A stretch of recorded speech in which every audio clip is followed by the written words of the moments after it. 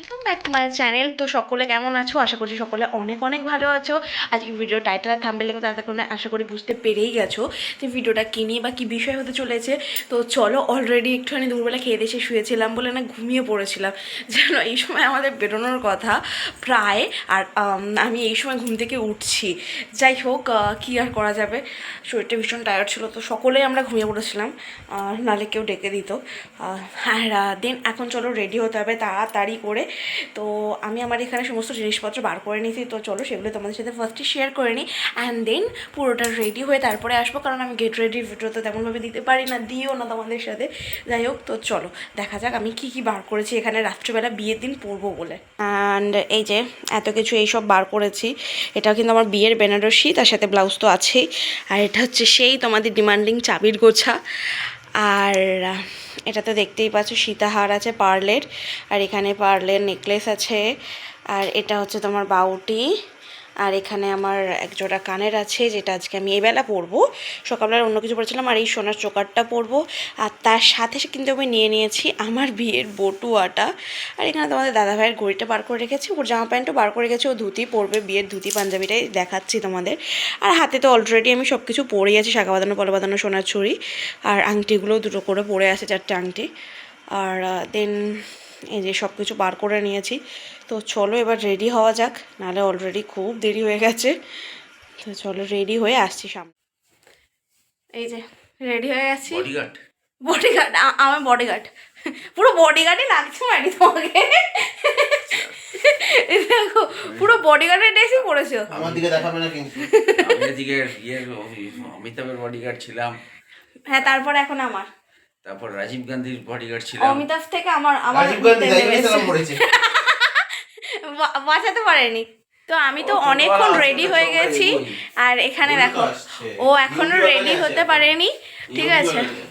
আমি তো কখন রেডি হয়ে গেছি, এনার এখনও হচ্ছেই না। This is my final look. কেমন লাগছে কিন্তু অবশ্যই জানিও। আর অতীব কষ্টে রেডি হয়েছি, প্রায় 15টা বাজে। 9টা বাজে বেজে গেছে, ওই যে বডিগার্ড দাঁড়িয়ে দাঁড়িয়ে এখন জ্ঞান দিচ্ছে। তো যাই হোক, তো চলো সকলে রেডি হয়ে গেছি, এবার টোটো করে যাব ভেন্যুতে, গিয়ে তোমাদের সাথে দেখা করছি আবারও। তো আমরা কিন্তু বলতে পারো প্রায় বিয়ের সাজে নিজেদের আবারও রেডি হয়ে গেছি। অবশ্যই তাই, এটা অন্যরকমের ফিলিংস হচ্ছে। হ্যাঁ, অবভিয়াসলি। আর সেদিনকে যাওয়ার সময় একটু ঠান্ডা লেগেছিল, আজকেও কিন্তু সেই ঠান্ডা ঠান্ডাই লেগেছে, এক জিনিস একেবারে। তো যাই হোক, আমরা তো এখন ফুল রেডি হয়ে গেছি। আমি তো আমার বিয়ের বটুয়াটাও নিয়ে নিয়েছি। কেমন লাগছে কিন্তু আমাদেরকে অবশ্যই জানিও।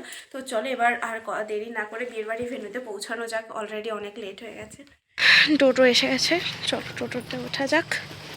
তারপর তো টোটো করে সোজা পৌঁছে গেছিলাম একেবারে বিয়ের বাড়ির ভেন্যুর সামনে। তোমাদের সাথে তো এর আগেও আমি শেয়ার করেছিলাম যে দিদিদের বাড়িতে কিন্তু বিয়ের কোনো অনুষ্ঠান হচ্ছিল না, আর এটা কিন্তু হচ্ছিল নিয়োগী বাগানে। তোমরা যারা ভদ্রেশ্বর বা মানকুণ্ডুর আশেপাশে থেকে থাকো তারা হয়তো অনেকেই চিনে বা নামটা শুনেও থাকতে পারো। এটা কিন্তু কাইন্ড অফ একরকম বাগান বাড়ি মতো, তবে এত সুন্দর সেটাকে সাজানো হয়েছিল, বিশ্বাস করো আমি তো টোটো থেকে নেমে দেখে একদম অবাক হয়ে গেছিলাম।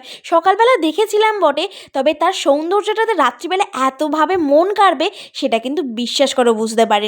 এত সুন্দর অল ওভার ডেকোরেশনটা ছিল, আমি তো জাস্ট হাঁ করে দেখছিলাম আর তোমাদের সাথে শেয়ার করবো বলে সেই ভিডিওটা করছিলাম। ওই যে আগে আমার শ্বশুরমশাই চললো, একদম বডিগার্ড তো সেজে এসছে, তাই বডিগার্ডের মতনই চলছে। তবে আমি এত তাড়াতাড়ি এই সৌন্দর্য ছেড়ে যাই কী করে বলো তো, আমার যেন চোখ এখানেই আটকে গেছিলো। সাথে সাথে কিন্তু তোমাদের দাদা ভাইয়েরও এত সুন্দর অল ওভার ডেকোরেশন, মানে রেড অ্যান্ড হোয়াইটের ওপর, আর কি সুন্দর টুনি লাইট দিয়ে পুরোটা সাজানো ছিল। আমার তো এত ভালো লাগে এই ধরনের লাইটিংগুলো, বিশেষ করে তোমাদের দাদা ভাইয়ের কিন্তু আরও বেশি ভালো লাগে। আর আমি শাশুড়ি মার বরমশাই তো তিনজনে একসাথে যাচ্ছিলাম। আমার শ্বশুরমশাই যথারীতি আগে আমাদেরকে ফেলে চলে গেছিলো।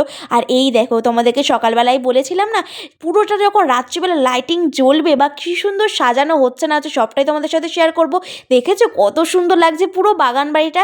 আর এই হচ্ছে আমাদের মিষ্টি কোণে আর তার হবু বর, যদিও এখন আর হবু বলা চলে না, বিয়েটা তো কবেই সেই হয়ে গেছে। তবে আমরা যেতে যেতে কিন্তু এতটাই লেট করে ফেলেছিলাম, দিদিদের কিন্তু প্রায় অর্ধেক বিয়ে হয়েই গেছিলো বলতে পারো। আর অনেক রিলেটিভরা এসে কিন্তু তাদেরকে ঘিরে ধরেছিল। আসলে এই একটা দিনই তো প্রতিটা মানুষ চায় যে তাদেরকে যেন সমস্তটা ঘিরে থাকে, সমস্ত আত্মীয় স্বজন পরিবার প্রত্যেকে যেন তাদেরকে আশীর্বাদ করে ভালোবাসা দেয়। চলো বিয়ের কোণে থেকে এগিয়ে এসেই তো এদিকে দেখলাম সেই সকালবেলার মনে আছে ফোয়ারাটা, রাত্রেবেলার লাইটিংয়ের সাথে সাথে যখন জলটা পড়ছে জাস্ট একটা আলাদাই তার সৌন্দর্য আছে। আর এদিকে দেখেছো প্রচুর মানুষের সমাগম হয়েছে আর প্রচুর পরিমাণে ভিড়। আর ওই যে বললাম দিদিদের বিয়ের লগ্ন ছিল অনেক আগে, তোমাদের সাথে তো আগে একটা ভিডিওতে সেটা শেয়ারই করেছিলাম। 5:30 থেকে যে বিয়ে বসেছে, আমরা আসি কী করে বলো তো তাড়াতাড়ি?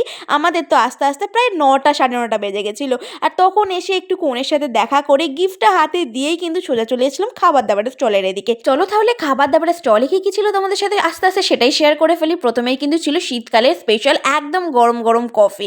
শীতকালে কফি না হলে কিন্তু একদম জমে না। তার সাথে কিন্তু ছিল চিকেন রেশমি কাবাব, আর তার সাথে ছিল কিন্তু মিনি ফিশ বাটার ফ্রাই। তবে তার একটা অন্য নাম দিয়েছিল বটে, তবে আমার কিন্তু এটা ফিশ বাটার ফ্রাই লেগেছিল, আর ওনারা বললেনও কিন্তু তাই। আর এদিকে কিন্তু ছিল ফিশ বল, আর তার সাথে কিন্তু ছিল ক্রিসপি চিলি বেবিকর্ন। আর বেবিকর্নগুলো কিন্তু ছোটো ছোটো না, কাইন্ড অফ অনেকটাই বড় ছিল। আর আমি কী কী এখান থেকে নিয়েছি চলো আস্তে আস্তে এবার তোমাদের সাথে সেটাই শেয়ার করব। দেখো প্রথমেই তো তোমাদের সাথে শেয়ার করে দিচ্ছি, আমি নিয়েছিলাম কিন্তু ফিশ বাটার ফ্রাই। আর সত্যি বলতে এটা কিন্তু খেতেও অসাধারণ ছিল। তার সাথেই কিন্তু বললাম ওনাকে বেশ কিছু 4-5টা একসাথে কাবাব দিয়ে দিতে আমাকে, আর সেগুলো নিয়েই আমি যাব। আর তখনই দেখলাম আমার শ্বশুরমশাই বলছে না চিকেন দিতে হবে না, ওনাকে কিন্তু শুধু মিনি ফিশ বাটার ফ্রাই দিতে। আর তোমরা তো সবাই জানো যে আমার শাশুড়ি মা চিকেনের কোনো আইটেম খান না, তাই উনি কিন্তু ওখানে মিনি ফিশ বাটার ফ্রাইটাই খাচ্ছিল। চলো আমি কী কী সেদিনকে খেয়েছিলাম এবার চট করে তোমাদের সাথে সেটাও শেয়ার করে দিই। দেখো বিয়েবাড়ির সিজন বলে কথা, আনলিমিটেড খাওয়া দাওয়া তো করতেই হবে তাই না? বিয়েবাড়ি মানেই কিন্তু আনলিমিটেড কবজি ডুবিয়ে খাওয়া দাওয়া, তার সেটা স্টার্টার থেকে শুরু করে ডেজার্ট মেন কোর্স কোনোটাই কিন্তু ছাড়া যাবে না।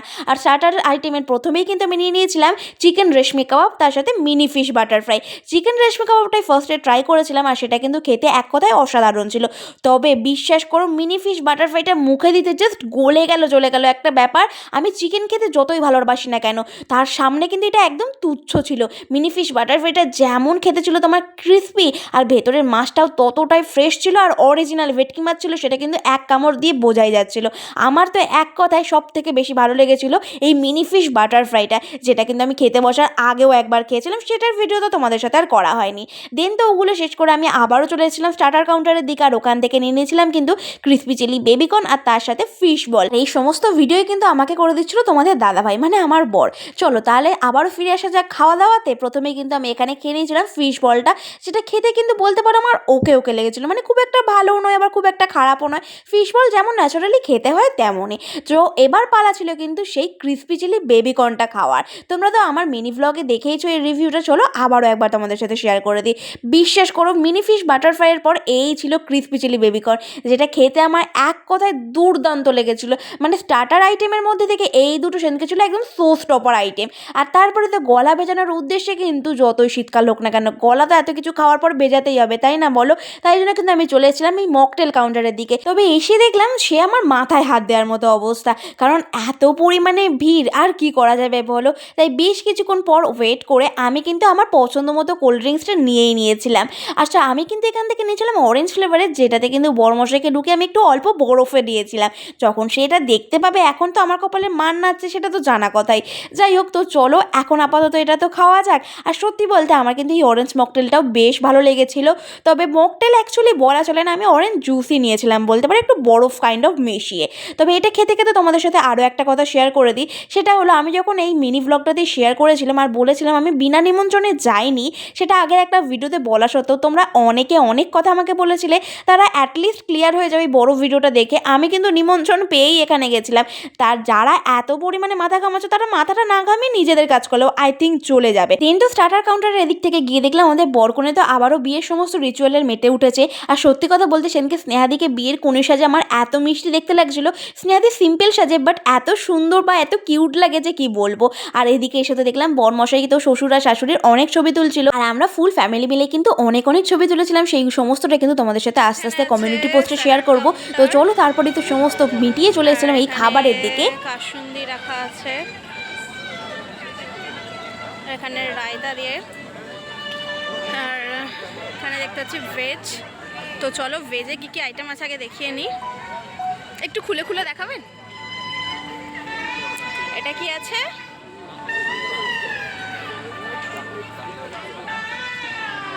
দেন নেক্সট আছে কাশ্মীরি আলুর দম।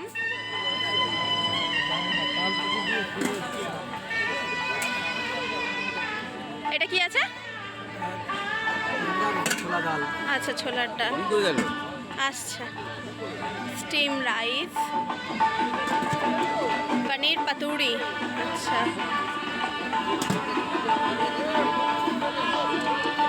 বাসন্তী পোলাও।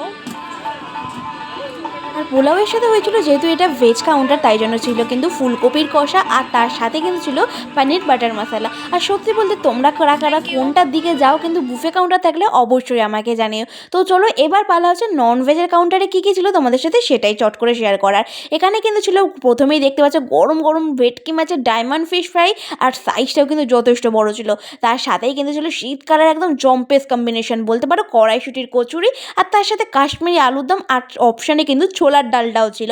তবে যে যেটা চাও সেটাই কিন্তু অবশ্যই নিতে পারো। আর পাশে কিন্তু এখানে ছিল স্টিম রাইস, আর তার সাথে কিন্তু ছিল ভেটকি মাছের পাতুরি। আর যেহেতু শুধু ভেজের কিন্তু এটাই তফাৎ ছিল যে এখানে ছিল ভেটকি মাছের পাতুরি আর ওখানে ছিল পনির পাতুরি, তোমাদের সাথে তো সেটা শেয়ার করলামই। আর এখানে কিন্তু ছিল বাসন্তী পোলাও, আর তার সাথে বিয়ের বাড়ির স্পেশাল আকর্ষণ বলতে পারো মাটন কষার বাসন্তী পোলাও। মানে এর কম্বিনেশনে কিন্তু কোনো তুলনা হবে না, এর জুড়ি মেলাও কিন্তু সত্যিই ভার। আর এদিকে কিন্তু চিকেন কষা, আর তার সাথে কিন্তু কাতলা মাছের কালিয়াও ছিল। মানে যারা মাটন বা চিকেন কোনোটাই খাবে না, এটা কিন্তু স্পেশালি ছিল তাদের জন্য। তবে যেহেতু বুফে হয়েছিল তাই কিন্তু সবাই সেটা নিতেই পারে। আচ্ছা, তোমরা কারা কারা কোনটার দিকে যাও বুফে হলে কিন্তু আমাকে অবশ্যই একটু কমেন্টে জানিও। তারপরে তো চলেছিলাম একদম মিষ্টি মুখের দিকে। তার প্রথমেই কিন্তু ছিল 4 রকমের, মানে বলতে পারো 1 2 নয় 4 রকমের চাটনি, ফ্রুট চাটনি, খেজুরের চাটনি, আমের চাটনি, আবার আনারসের চাটনি। আর এখানে ছিল পাঁপড়, যেটা তো আমি একদমই পছন্দ করি না। আর তার পাশেই কিন্তু ছিল একদম হট গোলাপ জামুন, আর সব থেকে আমার ফেভারিট এই গরম গরম মাখা সন্দেশ, যার কিন্তু ওপর দিয়ে ধোঁয়াও বেরোচ্ছিল। পাশে মিনারেল ওয়াটার রাখা ছিল, আর তার সাথে কিন্তু এদিকে ছিল আইসক্রিমের বুফে, আর পাশে ছিল পানের স্টল, আর যেটা কিন্তু সব থেকে বলতে পারো আমার বরমশাইয়ের ফেভারিট। দেখো সে তোমরা যাই বলো আর তাই বলো, আমার কাছে কিন্তু একদম একটা রাজকীয় বিয়ে বাড়ি ছিল বটে এটা।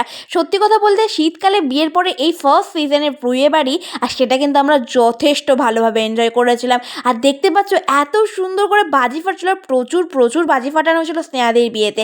মানে যতক্ষণ না পুরো বিয়ে কমপ্লিট হয়েছিল ততক্ষণ কিন্তু খাবারের এই দিকের সাথে সাথে কিন্তু বাজিও ফেটেছিল। আর ওদিকে তোমাদের দাদা ভাইও করছিল ভিডিও, আর আমার সমস্তটা ভিডিও করা হয়ে যাওয়ার পরে 4 জনে একসাথে কিন্তু প্লেটও নিয়ে নিয়েছিলাম। আর শ্বশুর মশাই আর শাশুড়ি মা কিন্তু আগে খেতে বসে গেছিলো, যেহেতু ওনাদের তো আর কোনো ভিডিও করার ব্যাপার নেই তাই। আর এখানে আমি প্রথমেই থালা নিয়ে নেওয়ার পরে কিন্তু নিয়ে নিয়েছিলাম একটু স্যালাড, তবে আমার স্যালাডে একটু পেঁয়াজটা বেশি হয়ে যায় সেটা আমি আবার তুলেও রাখছিলাম। আর তারপরে নিয়েছিলাম একটুখানি শশা, আর তার সাথে কিন্তু কাসুন্দি তো নিতেই হবে, কারণ ওদিকে যে ভেটকি মাছের গরম গরম ফিশ ফ্রাই আমার জন্য অপেক্ষা করছে, আর সেটাকে একটু কাসুন্দি আর স্যালাডের সাথে না খেলে কি আর হয়, তোমরাই বলো তো। আর তাই জন্য কিন্তু আমি ওখান থেকে সোজা চলে এসেছিলাম প্রথমে ভেটকি মাছের গরম গরম এই ফিশ ফ্রাইটাকে নিতে। তবে সেটা নিয়ে চলেই আসছিলাম, তখনই তোমাদের দাদা ভাই বললো যে কড়াইশুটির কচুরির সাথে তুমি যেটা নেবে আর কি অপশানে ছোলার ডাল বা কাশ্মীরি আলুর দম, সেটা নিয়ে একেবারে বসো, কারণ ওই যে বুফে বারবার উঠে যাওয়া আসাটাও কিন্তু একটা মুশকিলের ব্যাপার। তাই জন্য কিন্তু আমি এখানে নিয়েছিলাম ছোট আলুর কাশ্মীরি আলুর দম, যেটা কিন্তু বলতে পারো শীতকালের আমার কাছে সব থেকে ফেভারিট কম্বিনেশন কড়াইশুটির কচুরি দিয়ে। তবে টেবিলে এসে কিন্তু প্লেটটা রেখেই প্রথমে আমি কামড় দিয়েছিলাম সেই গরম গরম ভেটকি মাছের ফিশ ফ্রাইটাতে। আর সত্যি কথা বলতে সেটা কিন্তু এক কথা খেতে ছিল অসাধারণ। আর এদিকে আমার শ্বশুরমশাইয়ের অবস্থাটা খালি দেখো, কি কি নিয়েছে তোমরা তার মুখ থেকেই না হয় শুনে নাও। কি কি নিয়েছো?